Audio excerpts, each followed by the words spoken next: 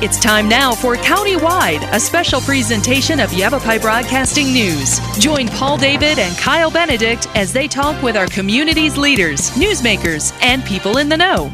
You'll hear about the hot topics that affect all our lives in Yavapai County. And now here's today's Countywide. Welcome to Countywide. I'm Paul David. As always, it is great to have you along. Yavapai County School Superintendent Tim Carter in studio. Welcome back. Good morning, Paul. How are you? We were thinking it was a couple years, maybe a year since you've been here. It has been a while. But a lot of things have changed in education. Absolutely. There's been a lot of things going on. To get a hold of Tim's website, it's ycesa.com. You can also get through at the Yavapai County website. If you go to departments, you can find it there real easy. But it's ycesa.com. All right, let's get right into it. The first question I had for you is last year we voted to take state trust land and take some of that money and disperse it amongst the schools to get rid of that K through 12 lawsuit that had been going on for a while. $3.5 billion. Is that money being dispersed? Are the schools seeing it? It is. And the first payment went out in very late June. Most schools actually received it the first week or so of July. And then just recently a second payment. So what are these payments like? How much are we talking about? Well, it really depends on the student population of the school. Okay, it's based off that. But it is a formula. But these are meaningful dollars, no doubt about that. What people need to understand, and we're hearing this from some segments of society, is that, well, so this fixes the K-12 funding issues. Well, no. That was going to be my next question. It is a very small fraction of it. Okay. If people remember going back to 2008 until last year, school districts had lost, on average, about 38% of their funding. I mean, that's over 1/3 of their funding during that time period. These are the cuts going on during the recession? Correct. Okay. I mean, virtually year after year after year, districts sustained more and more. And sometimes they were across the board, but in many cases it was in capital or it was in some specific category within the budget. But 38% is a pretty substantial amount. So what this really did is it gave the schools back about 2.5%. Part of the concern with Prop 123, and you know the governor was very much aware of this, it has a window of time, 10 years, in which case it goes away, and then if it's not replaced by something, there will be a waterfall there that we are quite concerned about. And so those dollars that are then put in will simply cease to exist. So districts are trying to be very cautious about how they spend those dollars because we get to the end of a 10-year cycle, those dollars would go away. Then how would a district go about reducing their budget by that amount? And 2%, we're talking about 2%. We're talking about 38% cuts, but they're getting 2% back right now. Correct. That's a pretty small chunk. It is. That's really small. Yes. Okay. And then, of course, here, just within a few years, Prop 301 also expires, which is the 0.6 cent sales tax that was put in several years ago. And so that also, so we have both of those events happening within relatively short time period. So the state of the state yesterday, I think, was very positive from the standpoint that Governor Ducey made it very clear that education funding is a priority and that he's going to do everything he can every year of his administration to increase it. But even if we did it 2% a year, I mean, it's going to take us a decade and a half to get back to where we were, assuming, and this is a really big assumption, that schools were fully funded in 2008. And I'm going to argue, and I think a lot of other people will argue, that we really weren't. So, yeah, school funding continues to be a significant issue, and it's nice to see that the legislature and the governor are recognizing that and are willing to address it. School funding has always been an issue, hasn't it? Well, it has, and it probably will continue to be. You realize that if we look at K-12 and higher ed, that's about 55% of the entire state budget. So it is a big component, no doubt about that. Okay, all right.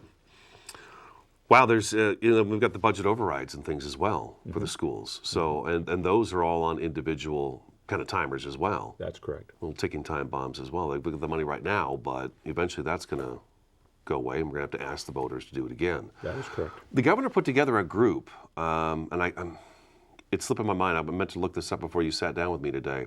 But he formed a group that was going to look at education, and they were trying to talk about, they came back with a plan, gave it to the governor, and said, we need to find a way to get these budget overrides take it off the board and make it just so the schools are self-sufficient, that they can just pay and not Correct. pay, but they can operate without having to constantly do budget overrides. Mm-hmm.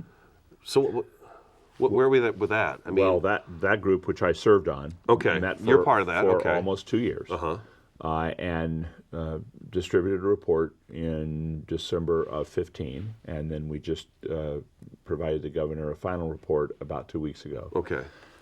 The Right. problem that the group dealt with was that our charge initially was, how do we modify, make changes to the school funding formula with a clear understanding that there will likely be no new revenue. So how do we take the pie, how do we take the current formula and divide it differently? How can you modify the system to try to get a better bang for the buck effectively? Well, we spent a great deal of time, I mean, literally hundreds of hours, looking at various aspects of the school budget. And of course, overrides and bonds are a big part of it. Bonds, for those folks that might not know, that's how we provide capital to our schools. If we need bricks and mortar, so if we need to build a new school, we need to renovate, we need a new roof. It could be technology, it could be computers, it could be buses, it could be textbooks. I mean, those things all fall within one of the categories of capital.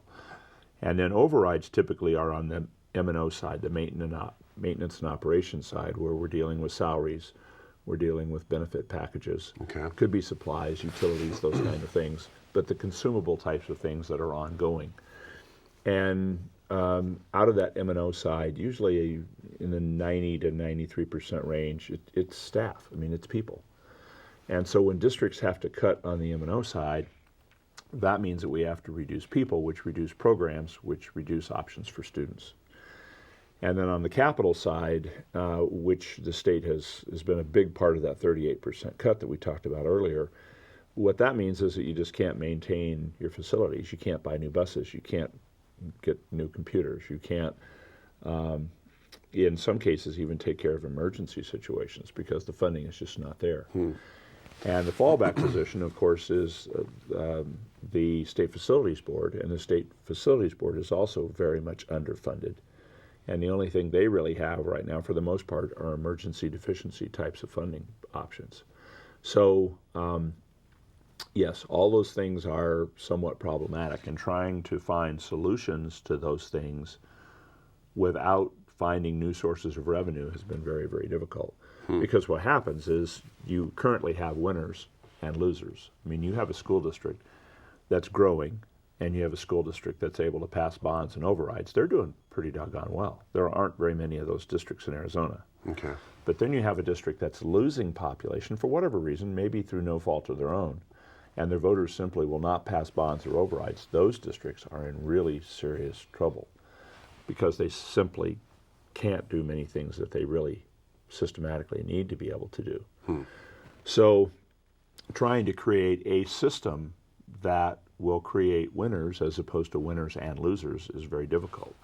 And so if we do something that will impact this district in a positive way, it may harm this district over here and hurt them. So it was difficult. And we did come up with some recommendations, but most of them, a great majority of them, are going to entail some kind of funding increase. Okay, that makes sense, though. It's always about the funds, isn't it? In many cases, it is. Okay, the website is ycesa.com. Yavapai County School Superintendent Tim Carter in studio today. We have to take a quick 2-minute break, and we will be right back.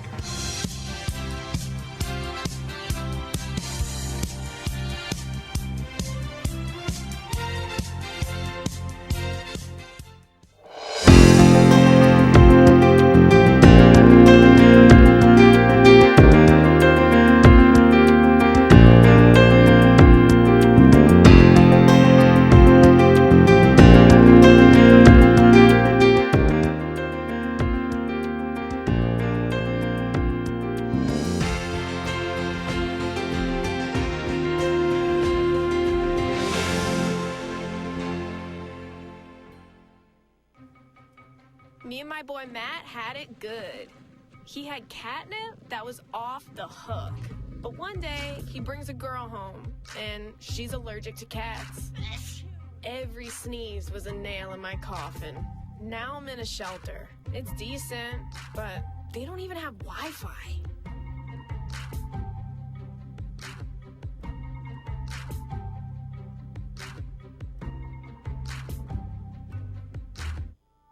I'm Jenny Garth, and as a mother of 3, I know kids worry about a lot of things. Getting enough food to eat shouldn't be one of them. But here in America, that is a real worry for 1 in 5 children. Even though we are one of the most food-rich countries in the world, 15 million children don't know where their next meal is coming from. This is unacceptable, and something the Feeding America nationwide network of food banks is working to solve. Instead of accepting that our country lets billions of pounds of surplus food go to waste every year, Feeding America has made it their mission to help families in need by rescuing this food. Through food pantries and meal programs, the nationwide network of food banks provides more than 3 billion meals, serving virtually every community in the United States, including yours. Join me in supporting Feeding America and your local food bank by visiting feedingamerica.org. Together, we can solve hunger. Together, we're feeding America.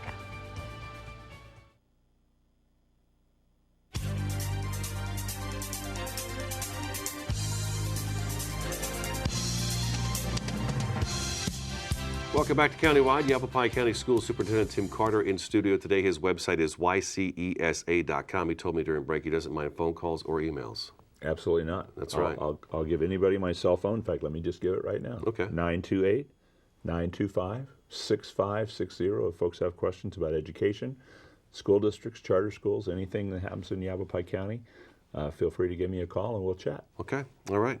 Common Core. That was quite a deal last year. A lot of Common Core talk. Common Core. People hated Common Core. Common Core became a huge issue nationally. Certainly it became a huge issue in Arizona. It became a huge distraction. And what I found when I would go out and talk with folks, Common Core is a set of standards. It's what is to be taught, which is very different than curriculum. People don't understand the difference between that. So the standard is what is to be taught. So for example, the very first math standard in kindergarten is we want every kindergartner to be able to count from 0 to 100 by ones and tenths. Okay. That's the standard. Now the curriculum is how and when and who and what process do you use to teach that. That's completely local control decisions. Oh, okay. The curriculum is all decided by your local school district or by your local charter school or your private school. And of course, Common Core never applied to private schools unless they wanted it to. So people had a difficult time understanding the difference between a standard and curriculum. But then what we found is that people had this really strong view about Common Core, but they'd never really read the standards. So it was very rare to find somebody who actually could say, I don't like this particular standard or the lack of this standard. What they really didn't like is they didn't like the Obama presidency, and they didn't like the fact that the federal government was overreaching into state issues and saying, here's a set of standards that we want you to adopt, and in some ways funding it if you will adopt it. And they didn't like that. Okay, I get that. I'm a local control guy. I think most of us in Arizona are, and so we understand that. So about 2 years ago, there was a proposal from our state superintendent, who obviously campaigned on the fact that she was anti-Common Core, to eliminate the trademark from Common Core, which effectively gave the state of Arizona to say, we are no longer bound by that. We are free to develop our own standards. We're free to make modifications to the standards. And so that was approved about a year ago, and I was serving on the state board at that time, and I supported that. So that was taken care of. And then we started a process where we created an ad hoc committee that reviewed the current standards after the request of the governor to do so. And over about a year and a half, they developed changes to those standards. Not wholesale changes, because to be quite honest, most people thought that the standards themselves were really pretty good. And there are some changes, both in math and English language arts. And in math, there were really two big changes. One at the high school level, a clear delineation between the standards that were to be taught in Algebra 1 and the standards that were to be taught in Algebra 2. I think almost everybody believes those were good changes. And then at the elementary level, a lot of emphasis on time and money. I mean, I can't tell you how many times people tell me, well, kids can't make change. Well, That's true. Maybe that's because we don't teach them to make change. But under the new standards, there will be an emphasis on time and money. And that will be something that I think we will see improve very dramatically. And when you say time, you're talking about hands on a clock. I'm talking about hands on a clock. Because it was difficult for my kids to figure out hands on a clock. A lot of students today, it's all digital. So they Right. look at their watch and it says a numeric time. When you actually give them a clock with hands or some other form, they have more difficulty with that. Do we need the hands on the clock? I mean, like right now, the clock that sits next to the screen that I look at when I'm looking into the camera, it has hands on it. I can look at it. I know exactly what time it is. There's most kids out there can look at that clock and they have no idea what it says right now. Well, I think Is it important? I think the view is it is important enough for students to be able to understand most commonly used forms of expression. And of course, there are still a lot of clocks that have hands, and so yes, I think the answer It's a pretty is they basic probably knowledge. should. Sure. Right. Sure, Okay. absolutely. And so the committee brought that forward, and the board approved that. The board also approved some changes, specifically things that might have been taught in third grade that are now taught in fourth grade. But we also went to a concept where we are trying to give districts and charters more local control. So instead of saying, we want you to teach this in fourth grade, it's a fourth grade standard, we may say, there's a band here between second grade and fourth grade, we want it mastered by fourth grade. But it's up to you. If you want to teach it and have mastery in second grade and you can prove that, we're good with that. But by fourth grade, everybody in Arizona needs to have that mastery. Gotcha. And so more flexibility at the local level, more local control, people like that. So the board approved those standards here just in December. And so we will be rolling those out. They will not take effect next academic year. It'll be a year from now. Okay. But it takes about a year to change materials and to make sure that there's professional development for teachers and leaders and parents and others. Who picks up so that they know cost? change. Well, Changing all these materials. hopefully it would be the state legislature. Okay. We will see if that is going to happen. More Gotcha. than likely, it's going to be the local districts and charters who are simply going to have to absorb that as part of their budget. Boy, okay. And More then, money. of course, the other thing is now once we've made modifications to the standards, even though they're not overwhelming, that is going to necessitate a change in the Arizona Merit Exam as well, which is Arizona's assessment, by which we provide feedback for students and schools, and then that's a big part of how we assess the letter grade for schools and charters. Oh boy, we got to take another break already. Cursive and spelling words are also coming back. We didn't get to even talk about that, but we got to take another break. This is countywide. Yavapai County School Superintendent Tim Carter in studio today. Website is ycesa.com. We'll be back in just a couple minutes.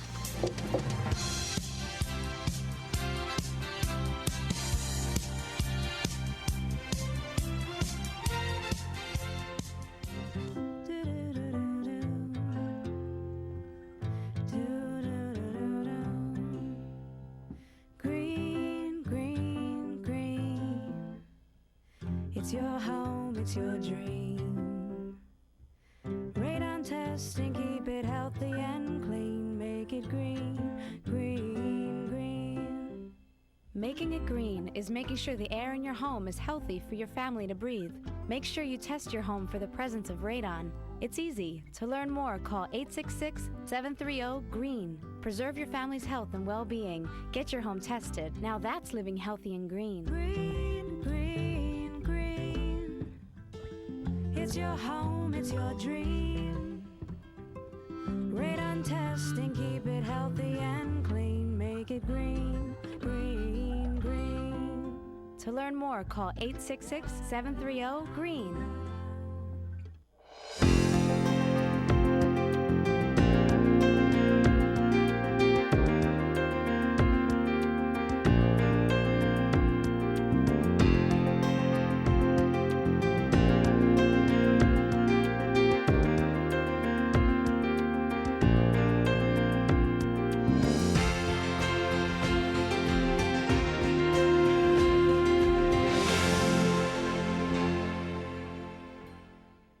They said I have troll teeth. That my voice sounded like a possessed baby doll. That no one would ever love someone as stupid as me. That I was fat, ugly. Disgusting. The effect of bullying is potent. We will no longer be the silent majority. Now, when you see online bullying, there's something you can do about it. We're gonna take action with the I. I am a witness. I am a witness. I am a witness. I am a witness. I am a witness, and so are you.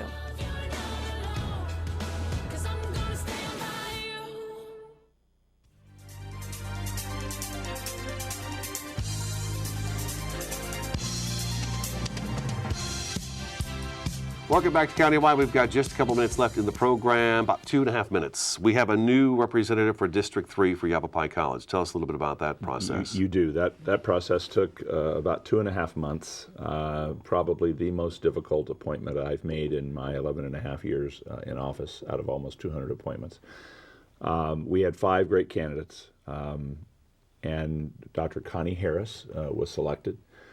I had a very good group that helped me through the process of doing interviews. I received 171 public comments from folks, most of them face-to-face, many of them on the phone. That sounds like a lot. It is a lot. Is that a lot for what? Yeah, okay. The most I had prior to that time was about 70. Okay. But Dr. Harris was selected. She's a longtime educator in Arizona. She's been a principal. She's been an assistant superintendent.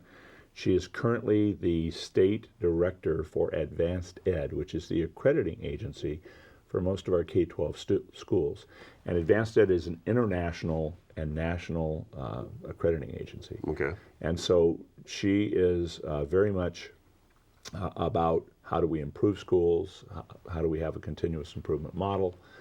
And I think her temperament and her experience will serve the people of District 3 very well. And I was very pleased with the level of input that people provided. She's being sworn in today. She is. Yeah, today's the day. Yeah, I will be there at 1 o'clock. Okay, all righty. We've got time. We've got a minute and a half. I didn't think we were going to get it in, but one of the standards that's coming back is kids are going to have to learn cursive. Now, I've got a print cursive kind of combo that I do because I'm pretty skilled, but cursive is coming back to school. Cursive is coming back. Okay. 2 very important things. Even though the Common Core standards did not include cursive, local districts and local charters have always been able to teach cursive if they wanted to. If they want to, and many of them have. But it's one of those things that either you just think it's very important or you think it has no relevance at all, depending on probably your age more than anything else. But it is back. It is something that districts and charters are going to have to teach at the elementary level. The band is basically from 2nd to 5th grade. And we think that most of that will probably take place in 4th and 5th grade. But one of the things that the legislature insisted upon is it cannot be part of the state assessment. Okay. So the local districts obviously need to assess it, but the state, it will not be part of AZ merit in any way. Okay. And we've got good news. All the school board seats in the county are full. All 138 When was the last time that happened? Seats. Well, periodically it happens, Okay. but if, as you well know, it is rare for us not to have 1 or 2 vacancies. So Right. It seems like we're always working on 1 or 2 out of our 26 districts someplace. But right now, we're in great shape. We've got a great group of governing board members, and we appreciate that. We're out of time. Tim Carter, thank you so much for coming in. Always nice to talk with you. All right, have a great day. Everybody, thanks for watching and listening. This is Countywide. We'll talk to you again next time.